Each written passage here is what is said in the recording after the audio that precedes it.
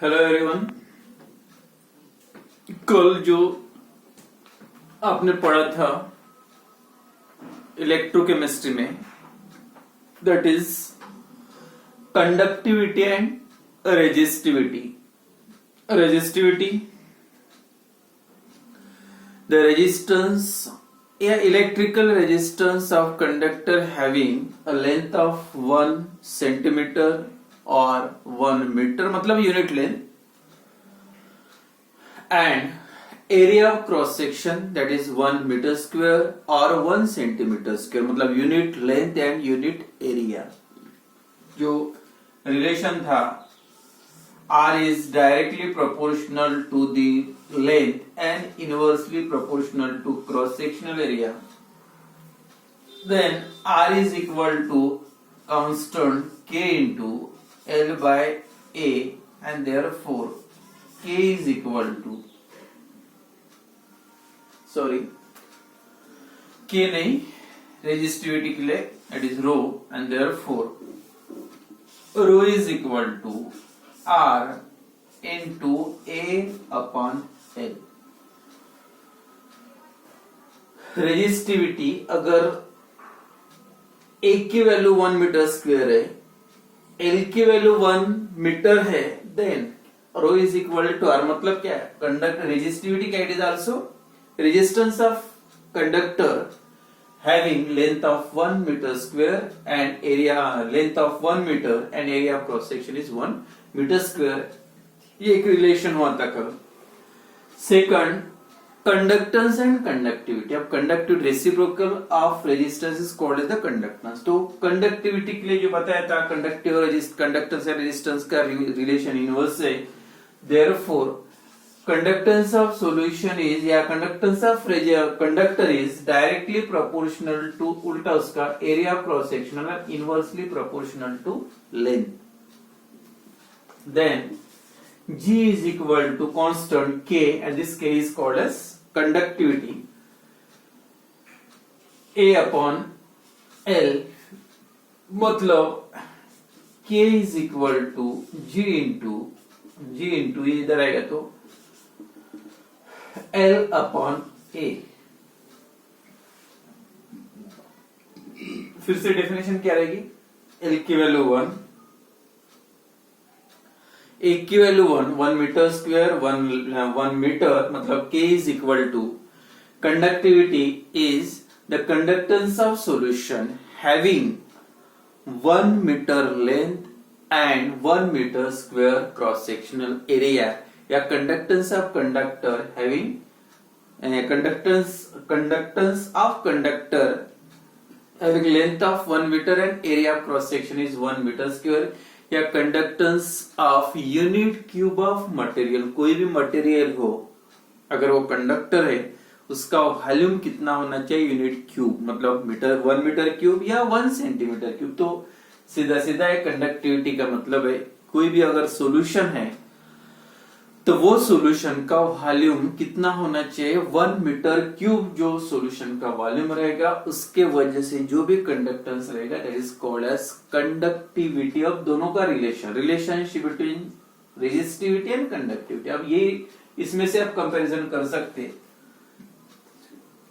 रो का मतलब है R इंटू ए बाय ए। अब K is equal to, you know very well, G is also equal to 1 by R।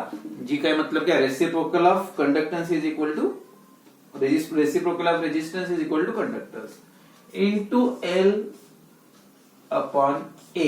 अगर ये इक्वेशन 1 है, इसको नाम नंबर दिया इक्वेशन 2। अगर कंपैरिजन करो, K इज इक्वल टू ये R है, रो इज इक्वल टू R है, तो यहाँ पे 1 by R है।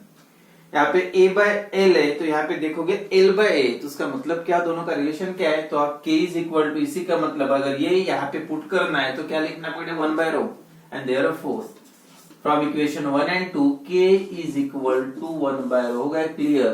मतलब ये डिनोमिनेटर में तो न्यूमरेटर में, अगर ये न्यूमरेटर में डिनोमिनेटर में जाता है तो न्यूमरेटर में, तो उसका मतलब है ये जो दोनों का रिलेशन है, conductivity is inversely proportional to the resistivity. तो सीधा है रेजिस्टिविटी मतलब resistance of conductor having length 1 meter and area of cross sectional 1 meter square, and conductivity means conductance of conductor having length of 1 meter and area of cross section is 1 meter square.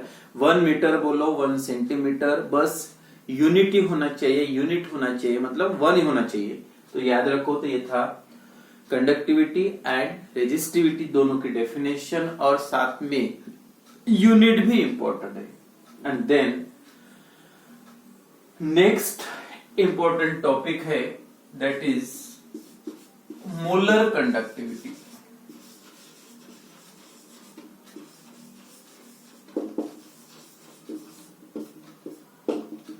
That represented by lambda.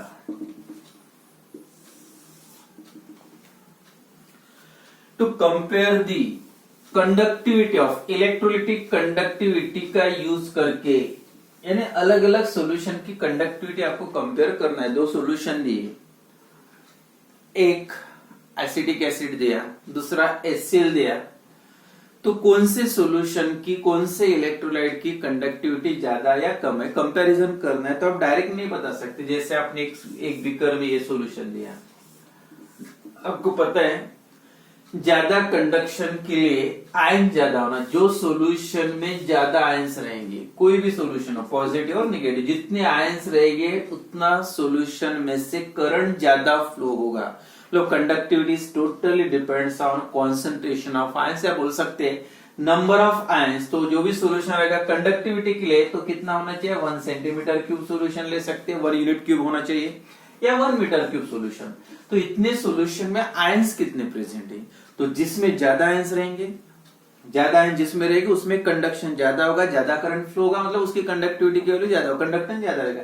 अब अलग अलग electrolyte का comparison करना है. अब to compare the conductivities of different electrolyte only के, अब 1 centimetre cube solution HCl का लिया आपने, ये भी 1 सेंटीमीटर क्यूब है HCl. ये एसिडिक एसिड है, ये भी 1 सेंटीमीटर क्यूब है, ये एसिडिक एसिड का. अब अगर दोनों का कंपैरिजन करना है, ज्यादा आयंस किस में होंगे. अब डायरेक्टली कंपेयर नहीं कर सकते, क्योंकि कंडक्टिविटी किस पे डिपेंड करते हैं, आयंस ज्यादा किससे. अब कैसे बोल, ठीक है एसिडिक एसिड स्ट्रॉन्ग इलेक्ट्रोलाइट है, ये भी acid HCl is a strong electrolyte, hydrochloric acid is a strong, ठीक है, लेकिन स्ट्रॉन्ग इलेक्ट्रोलाइट होने के बावजूद भी इसमें आयंस कम हो सकते. जैसे आपने 20 मॉलिक्यूल एसिडिक एसिड के डाले, एसिडिक एसिड के 20 मॉलिक्यूल, लेकिन ये कौन सा स्ट्रॉन्ग है, लेकिन कितने मॉलिक्यूल डाल रहे हैं यहाँ पे, 5 ही मॉलिक्यूल. ठीक है, 5 में से 5 पूरे आयंस फॉर्म हो गए, 5 H पॉजिटिव आयंस बने और 5 Cl नेगेटिव बने. आयंस कितने हो गए टोटल, 5 Cl 5. लेकिन ये कितने डाल रहे हैं, 20. ये भी सॉल्यूशन 1 सेंटीमीटर क्यूब है, ये भी सॉल्यूशन 1 सेंटीमीटर क्यूब है. एक्चुअली जनरल फॉर्म है on the basis of strength of electrolyte. तो कितना होना चाहिए, कंडक्टेंस ज्यादा किसका होना चाहिए, जिसमें आयन ज्यादा है.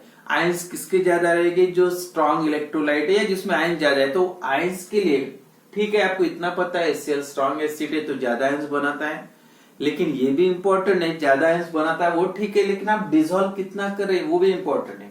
अगर 5 मॉलिक्यूल डालेंगे तो 5 में से 5 आयंस बना रहे हो, लेकिन आयंस कितने होगी, 5 पॉजिटिव 5 Cl नेगेटिव. अब एसिडिक एसिड ठीक है वीक है, लेकिन हो सकता है 20 तो डाल रहे हैं, अब उसमें से 10 मॉलिक्यूल भी अगर कन्वर्ट होते हैं आयंस में, तो क्या होगा, 10 H पॉजिटिव आयंस बनेंगे, 10 CH3CO निगेटिव आयंस 10 बनेंगे, और H पॉजिटिव आयंस भी 10 बनेंगे. तो ज्यादा आयंस तो इसमें आ गए, मतलब ये इसमें ज्यादा कंडक्शन होगा. तो उसका मतलब आप कंपैरिजन करेक्ट नहीं हुआ. ये स्ट्रॉन्ग एसिड होने के बाद भी इसका कंडक्टेंस आपको कम आएगा, ये ज्यादा आयंस होने के बाद भी करना, मतलब ज्यादा आयंस हो तो कंडक्टेंस ज्यादा आएगा, लेकिन वीक होने के बाद भी इसका कंडक्टेंस ज्यादा आएगा, क्योंकि कंडक्टिविटी में सिर्फ इतना होता है, it only depends on conductivity में क्या होता है, 1 सेंटीमीटर क्यूब या 1 मीटर क्यूब सॉल्यूशन चाहिए, उसमें आयंस कितने उसके आइडिया नहीं है. मतलब अगर कंपेयर करना है, टू कंपेयर द कंडक्टिविटीज या कंडक्टेंस ऑफ डिफरेंट सॉल्यूशन, अगर अलग अलग डिफरेंट सॉल्यूशन है इलेक्ट्रोलाइट से, उसकी कंडक्शन अगर कंपेयर करना है, किसका ज्यादा रहेगा किसका कम रहेगा, तो ये सबसे इंपॉर्टेंट है क्या सभी, क्योंकि कॉन्सेंट किस पे डिपेंड करता है, नंबर ऑफ आयंस पे। अब नंबर ऑफ आयंस पे डिपेंड है, ज्यादा आयंस कौन फॉर्म करेगा, अगर electrolyte higher concentration of ions, ion का कॉन्सेंट्रेशन ज्यादा होगा तो सॉल्यूशन में आयन ज्यादा होगी तो उसकी कंडक्टिविटी ज्यादा होगी then that of solution of lower concentration. तो इसका मतलब कंडक्टिविटी कंपेयर करने के लिए सबसे इंपॉर्टेंट है जो सॉल्यूशन आप डिसॉल्व बनाओगे तो दोनों सॉल्यूशन में अब करेक्ट यानी कंपैरिजन कैसे रहेगा HCl और एसिटिक एसिड का, अब इसमें 10 मॉलिक्यूल डालो और इसमें भी 10 डाल दो, दोनों का कॉन्सेंट्रेशन क्या होना चाहिए, सेम। अब दोनों का आप तो पता है HCl स्ट्रांग है तो 10 में से 10 बनाएगा, लेकिन ये स्ट्रांग नहीं, 10 में से कभी 10 में कन्वर्शन नहीं होगा तो ये सॉल्यूशन में आयंस का कॉन्सेंट्रेशन कम रहेगा और इसमें ज्यादा रहेगा क्योंकि अमाउंट तो आप सेम रहे। तो अमाउंट देयरफॉर मीनिंग क्या है, to compare the conductivity of different solution, the concentration या different electrolyte concentration must have same, मतलब must have same concentration। तो जितने भी इलेक्ट्रोलाइट है, HCl है, एसिडिक एसिड है, NaOH, कोई भी सॉल्यूशन अगर सबका अमाउंट सेम डिसॉल्व करो, बाद में चेक करो और उसके बाद जिसका कंडक्शन ज्यादा आएगा उसकी कंडक्टिविटी ज्यादा होगी, मतलब वो डिपेंड कर सकते, स्ट्रांग होगा तो ज्यादा आयंस बनाएगा, कम होगा तो सबसे इंपॉर्टेंट है। तो जो आपने कंडक्टिविटी पढ़ा था तो कंडक्टिविटी का मतलब था कोई भी सॉल्यूशन उसमें कितने आयंस थे क्या है उससे कोई लेना देना है, बस सॉल्यूशन का वॉल्यूम कितना होना चाहिए 1 सेंटीमीटर क्यूब या 1 मीटर क्यूब यूनिट फॉर्म में होना चाहिए वॉल्यूम सॉल्यूशन का। कंडक्टिविटी मतलब इलेक्ट्रोलाइटिक कंडक्टिविटी दैट इज के का जो अभी हुआ इसके पहले, लेकिन मोलर कंडक्टिविटी मतलब जो भी सॉल्यूशन अलग अलग सॉल्यूशंस होते हैं, अब अलग अलग सॉल्यूशन का अगर आपको कंडक्टेंस का कंपैरिजन करना है तो सभी सॉल्यूशन जब बनाओगे तो सबका कंसंट्रेशन सेम होना चाहिए, सबसे इंपॉर्टेंट है। तो देयरफॉर इन 1880 साइंटिस्ट का नाम है दैट इज जर्मन फिजिसिस्ट है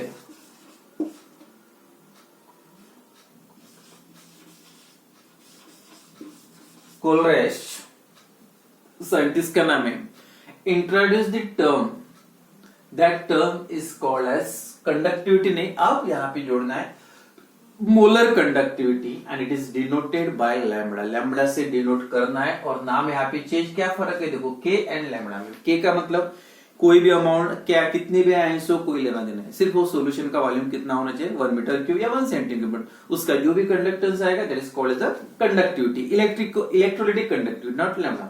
अब लैम्बडा का एक्चुअल मतलब क्या है, तो इसमें सबसे इंपॉर्टेंट एक टर्म आ गया कौन सा, जब भी कोई सॉल्यूशन का कंडक्टेंस आप चेक करोगे तो उसका कॉन्सेंट्रेशन पता होना चाहिए। कॉन्सेंट्रेशन पता का मतलब सभी सॉल्यूशन का कॉन्सेंट्रेशन आपको सेम लेना है। अब सेम मतलब एक स्टैंडर्ड कंसीडर कर लेते हैं और स्टैंडर्ड का मतलब होना चाहिए सॉल्यूशन मस्ट बी 1 मोलर। तो डेफिनेशन अगर आपको लिखना है मोलर कंडक्टिविटी की, सीधा सीधा है molar conductivity that is lambda is equal to, definition लिखो या फार्मूला याद रखो, lambda is equal to conductivity मतलब electrolytic conductivity divided by the concentration, जो भी कॉन्सेंट्रेशन रहेगा उसको जो भी कंडक्टिविटी आएगी, जैसे 1 सेंटीमीटर क्यूब सॉल्यूशन बनाया उसकी कंडक्टिविटी कैलकुलेट की कितनी मिली आपको के।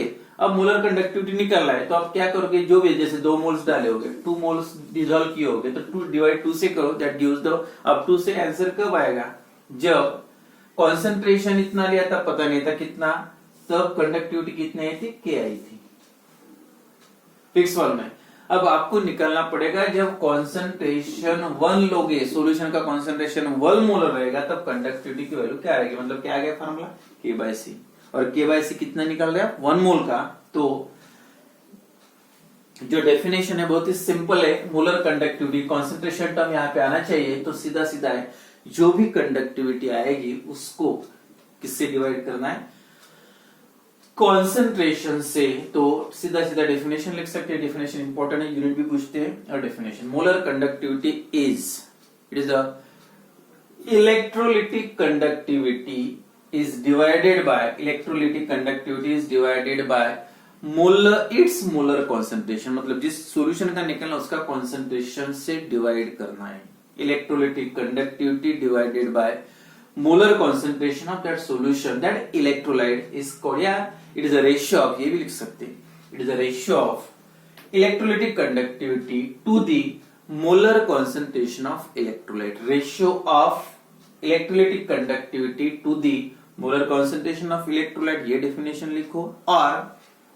the molar conductivity lambda is the electrolytic conductivity divided by the molar concentration of that electrolyte. ये definition है.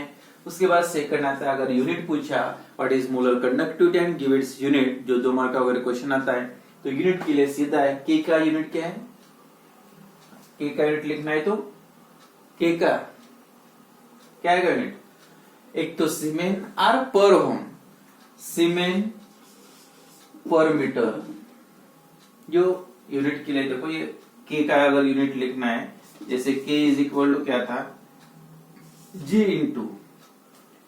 इंटू एल अपॉन ए, और एल अपॉन ए जी का यूनिट है, एक तो सीमेन रहेगा या पर ओम रहेगा. अब एल मतलब मीटर और मीटर स्क्वायर का मतलब एक एम कैंसिल, तो ये ऊपर जाएगा तो पर मीटर, सीमेन पर मीटर और ओहम पर मीटर या पर सेंटीमीटर भी चलेगा, मीटर या सेंटीमीटर. तो ये यूनिट है के का डिवाइडेड बाय कॉन्सेंट्रेशन मोल पर मीटर क्यूब या लीटर, मोल पर मीटर क्यूब. तो क्या हुआ यूनिट देखो,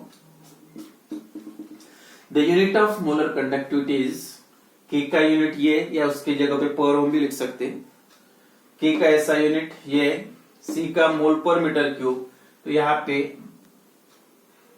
सीमेन -3 है, पावर ऊपर जाएगा तो +3 -1 मतलब +2, सीमेन मीटर स्क्वायर और यहाँ पे आएगा पर मोल, सीमेन मीटर स्क्वायर पर मोल, या सीमेन की जगह पे आप ओम इनवर्स लिख सकते हैं, ओम या पर ओम, मीटर स्क्वायर पर मोल, ये भी यूनिट चलेगा, या जो जनरली कॉमन यूनिट ये यूज करना है, सेंटीमीटर मीटर क्यूब की जगह पे अगर सेंटीमीटर क्यूब यूज करोगे वॉल्यूम, तब आएगा पर ohm centimetre square, metre square नहीं, अब सेंटीमीटर स्क्वायर पर मोल.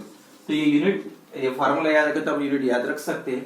तो ये यहाँ पे एक इंपॉर्टेंट डेफिनेशन एग्जाम में आ सकती है, याद रखो, दैट इज मोलर कंडक्टिविटी. क्या है definition, it is a molar conductivity is the electrolytic conductivity of solution divided by its molar concentration, or molar conductivity is the ratio of electrolytic conductivity to the molar concentration of electrolyte is called as molar conductivity of solution. या K divide, ये formula भी आपने याद रख दिया तो definition directly लिख सकते हैं. और उसके बाद जो यूनिट बताए, सीमेन मीटर स्क्वायर पर मोल, या पर होम मीटर स्क्वायर पर मोल, या सेंटीमीटर की जगह पे, मीटर की जगह पे सेंटीमीटर भी लिख सकते हैं, पर होम सेंटीमीटर स्क्वायर पर मोल, या सीमेन सेंटीमीटर स्क्वायर पर मोल, मतलब इतना है.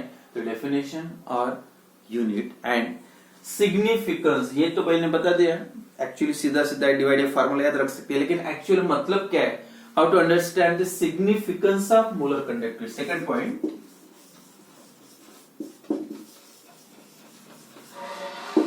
Significance of molar conductivity. तो मोलर कंडक्टिविटी का significance, to understand the significance of molar conductivity, consider the volume of solution containing 1 mole of solute. कोई भी एक सॉल्यूशन ले लो, एक आपने सॉल्यूशन लिया, देखो सिंपल मतलब, या दूसरी डेफिनेशन आप ये भी लिख सकते हैं, consider the volume of solution containing. अब ये सॉल्यूशन में सबसे इंपॉर्टेंट है मोलर कंडक्टिविटी. आप कंडक्टिविटी को कॉन्सेंट्रेशन से डिवाइड करें, मतलब 1 मोल कॉन्सेंट्रेशन कितना होना चाहिए, 1 मोल की वैल्यू निकाल गए, और 1 मोल की कंडक्टिविटी जो भी रहेगी, consider the solution volume of solution containing, उसमें कितना सोल्यूट डिसॉल्व किया है, 1 मोल ऑफ सोल्यूट, 1 मोल अपने सोल्यूट डिसॉल्व कर दिया सोल्यूशन से. Consider this volume of solution containing 1 mole of solute, अब 1 मोल सोल्यूट की जो भी कंडक्टिविटी रहेगी दैट इक्वल टू मतलब लैम्डा, तो उसकी कंडक्टिविटी क्या रहेगी लैम्डा, जो भी 1 मोलर, सीधा है. The conductance of 1 centimetre cube of solution is called as the conductivity, that is K, and conductance of 1 mole of solution is called as the molar conductivity. Is called as molar conductivity of solution, that is lambda. So now to understand that molar conductivity, significance of molar conductivity, now this solution is placed between the two electrode. ये solution किस में रखना है? Place between the two electrode, और दो electrode के बीच में रखो. And these two electrode are 1 centimeter apart from one another. वो electrode कितना होना चाहिए एक दूसरे से? 1 सेंटीमीटर एक दूसरे से डिस्टेंस पे, and large enough to contain all the solution between them. यानी दो इलेक्ट्रोड, ये सॉल्यूशन ऐसे फिल करे पूरे इलेक्ट्रोड डीप होना चाहिए, और दो इलेक्ट्रोड का जो डिफरेंस होना चाहिए कितना आएगा? 1 सेंटीमीटर. अब ये सॉल्यूशन का जो भी कंडक्टेंस आएगा, कितना सॉल्यूशन लिया आपने? 1 mole of solution. 1 mole solution बना पर्टिकुलर एक वॉल्यूम में, कितना भी वॉल्यूम ले सकते हैं, लेकिन वो सॉल्यूशन कितना बनना चाहिए? 1 mole. That solution is placed between the two electrode, two parallel electrode, 1 centimetre apart from each other. एक दूसरे से कितने डिस्टेंस पे? 1 सेंटीमीटर. एंड लार्ज इनफ, इतने बड़ा होना चाहिए सॉल्यूशन, ऑल दैट मतलब that solution place between this electrode large enough to contain all the solution between them. दोनों के बीच में पूरा सॉल्यूशन होना चाहिए, पूरा डीप होना चाहिए. तो उसका जो भी कंडक्टेंस रहेगा, that conductance is called as a molar conductivity. मतलब सिंपल है, the conductance exhibited by all the ions, conductance exhibited by all the ions produced by the 1 mole of electrolyte. 1 mole electrolyte या conductance exhibited by the या conductance generated by the ions formed by 1 mole of an electrolyte. 1 mole electrolyte से जितने भी ions बनेंगे, उसके वजह से जो भी कंडक्टेंस रहेगा, that conductance is called as the molar conductivity. बस दोनों का जो मेन डिफरेंस है, कंडक्टिविटी मतलब के एंड मोलर कंडक्टिविटी, बस इतना याद रखो. 1 सेंटीमीटर या 1 मीटर क्यूब सॉल्यूशन, उसका कॉन्सेंट्रेशन का कोई लेना देना है. कितना भी सॉल्यूशन मतलब कितना भी अमाउंट डालो, मतलब वॉल्यूम कितना होना चाहिए सॉल्यूशन का? 1 सेंटीमीटर क्यूब या 1 मीटर क्यूब यूनिट होना चाहिए.